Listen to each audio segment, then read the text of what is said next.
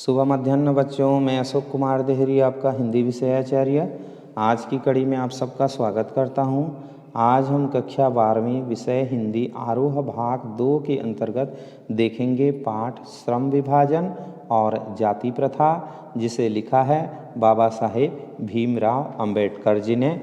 इनका जो दूसरा अनुच्छेद है, मेरी कल्पना का आदर्श समाज, उस पर इसके पूर्व दिवस हमने चर्चा की है।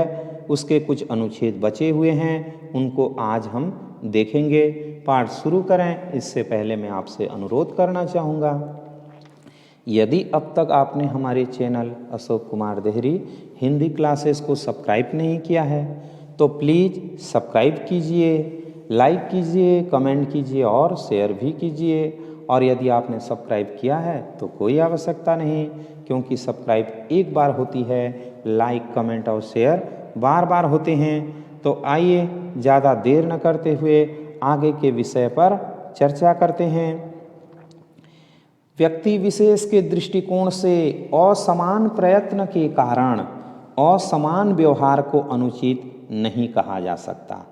यहाँ पर लेखक कहना चाहते हैं कि व्यक्ति विशेष अर्थात कोई एक विशेष व्यक्ति के नज़रिए से असमान प्रयत्न के कारण, यदि वो असमान प्रयत्न करता है, मान लीजिए उसकी सामर्थ्य इतनी है कि वो उस कार्य को कर सकता है, फिर भी उस कार्य को करने का प्रयत्न नहीं कर रहा है, प्रयत्न की कमी दिखाई दे रही है उसके कार्य में, तो जो प्रयत्न करता है उसकी तुलना में प्रयत्न नहीं करने वाले व्यक्ति के साथ असमान व्यवहार किया जा सकता है, उसको हम अनुचित नहीं कह सकते।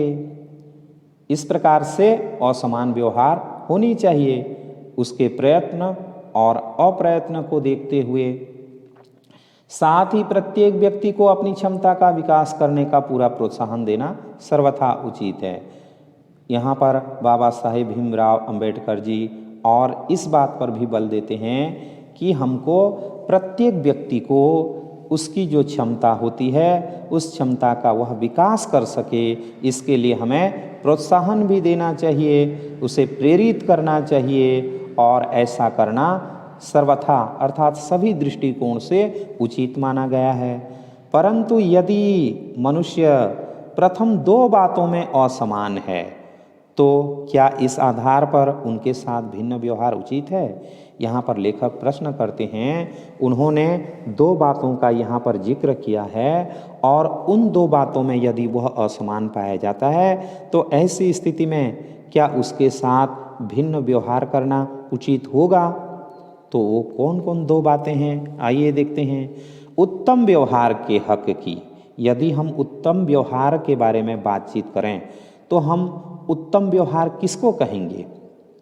उत्तम व्यवहार के हक की प्रतियोगिता में वे लोग निश्चय ही बाजी मार लेंगे, बाजी मार ले जाएंगे, अर्थात बाजी मार ले जाएंगे मतलब जीत हासिल कर लेंगे। कौन कर लेगा?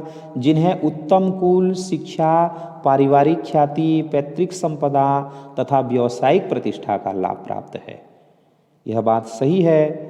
लेखक कहते हैं कि यदि हम उत्तम व्यवहार की बात करेंगे तो जिनको उत्तम व्यवहार प्राप्त नहीं हुआ है, जन्म से प्राप्त नहीं हुआ है, और कोई ऐसे कुल में, ऐसे घर में, ऐसे जाति में पैदा हुआ है कि जन्मजात रूप से उसे शिक्षा प्राप्त हुआ है, अच्छी तरह से पारिवारिक ख्याति अर्थात पारिवारिक प्रतिष्ठा भी प्राप्त हुआ है, पैतृक संपदा पिता की संपत्ति को भी प्राप्त किया है, पूर्वजों की संपत्ति को, तथा व्यावसायिक प्रतिष्ठा का भी लाभ उसे मिला था। इस प्रकार पूर्ण सुविधा संपन्नों को ही उत्तम व्यवहार का हकदार माना जाना वास्तव में निष्पक्ष निर्णय नहीं कहा जा सकता, क्योंकि उसने अपने व्यवहार को बनाने के पीछे कोई प्रयत्न नहीं किया है, वह उसका कोई वश ही नहीं था। वो तो ऐसे कुल में पैदा हुआ है कि उसको उस प्रकार का व्यवहार स्वतः ही प्राप्त हो गया है। तो ऐसे व्यक्ति को अगर उत्तम व्यवहार कहते हैं तो यह जो निर्णय है वह निष्पक्ष नहीं हो सकता, क्योंकि यह सुविधा संपन्नों के पक्ष में निर्णय देना होगा। अतः न्याय का तकाजा यह है कि जहां हम तीसरे प्रयासों कि असमानता जो मनुष्यों के अपने वश की बात है, अर्थात तीसरा जो असमानता है जिसमें मनुष्य के स्वयं की वश की बात होती है, उसके आधार पर मनुष्यों के साथ असमान व्यवहार को उचित ठहराते हैं। यदि मनुष्य अपने व्यवहार पर अधिकार रखता है और वहाँ पर उसका व्यवहार इस प्रकार नहीं होता तो उसको असमान व्यवहार कहना उचित होगा। वहाँ प्रथम दो आधारों जो मनुष्य के अपने वश की बातें नहीं हैं पर उनके साथ असमान व्यवहार नितांत अनुचित है। यदि कोई मनुष्य उसके वश की बात नहीं है और ऐसे व्यक्ति के साथ में हम असमान व्यवहार करते हैं तो उस व्यवहार को नितांत रूप से अनुचित ही माना जाएगा और हमें ऐसे व्यक्तियों के साथ यथासंभव समान व्यवहार करना चाहिए। दूसरे शब्दों में समाज की यदि अपने सदस्यों से अधिकतम उपयोगिता प्राप्त करनी है तो यह संभव है जब समाज के सदस्यों को आरंभ से ही समान अवसर एवं समान व्यवहार उपलब्ध कराए जाएं। लेखक कहना चाहते हैं कि यदि हम अपने समाज से जितने भी सदस्य हैं प्रत्येक सदस्य से अधिक उपयोगिता प्राप्त करना चाहते हैं तो ऐसी स्थिति में समाज के जो सदस्य हैं उनको प्रारंभ से ही समान अवसर भी प्रदान किया जाना चाहिए और साथ ही साथ समान व्यवहार भी दिया जाना चाहिए। समान अवसर और समान व्यवहार दिया जाना चाहिए। इससे क्या होगा, समाज की उपयोगिता बढ़ेगी। समता का औचित्य यहीं पर समाप्त नहीं होता। समता का औचित्य अर्थात समता को लेकर के उचित होना यहीं पे समाप्त नहीं हो जाता। इसका और भी आधार उपलब्ध है, अर्थात इसके और भी आधार हैं। एक राजनीतिज्ञ पुरुष का बहुत बड़ी जनसंख्या से पाला पड़ता है। एक राजनीतिक व्यक्ति अर्थात राज्य विषय को लेकर के जो जानता हो, राज्य के बारे में जो खबर रखता हो, ऐसा व्यक्ति बहुत लोगों से उलझता रहता है।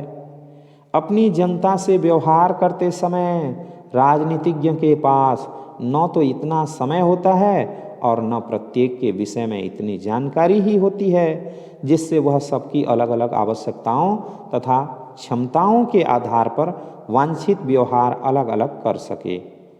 वैसे भी आवश्यकताओं और क्षमताओं के आधार पर भिन्न व्यवहार कितना भी आवश्यक तथा औचित्यपूर्ण क्यों न हो, मानवता की दृष्टिकोण से समाज दो वर्गों व श्रेणियों में नहीं बांटा जा सकता। ऐसी स्थिति में राजनीतिज्ञों को अपने व्यवहार में एक व्यवहार्य सिद्धांत की आवश्यकता रहती है और वह व्यवहार्य सिद्धांत यही होता है कि सब मनुष्यों के साथ समान व्यवहार किया जाए। राजनीतिज्ञ यह व्यवहार इसलिए नहीं करता कि सब लोग समान होते, बल्कि इसलिए कि वर्गीकरण एवं श्रेणीकरण संभव होता है। वास्तव में यह पहले से ही व्यवस्था रहती है, इसीलिए वह सभी से इस प्रकार का व्यवहार नहीं कर पाता। इस प्रकार समता यद्यपि काल्पनिक जगत की वस्तु है, हालांकि समता जो है एक प्रकार से कल्पना है, फिर भी राजनीतिज्ञ को सभी परिस्थितियों को दृष्टि में रखते हुए उसके लिए सही मार्ग भी रहता है। एक राजनीतिक व्यक्ति है, सभी परिस्थितियों को ध्यान में रखते हुए उसके लिए मार्ग रहता ही है, क्योंकि यही व्यवहारिक भी है और यही उसके व्यवहार की एकमात्र कसौटी भी। ये व्यवहारिक होने के साथ साथ उसके व्यवहार की कसौटी अर्थात एक प्रकार से जांच किया हुआ आधार भी है। तो आज के लिए इतना ही। आशा करता हूँ आज का वीडियो आपको ज़रूर अच्छा लगा होगा।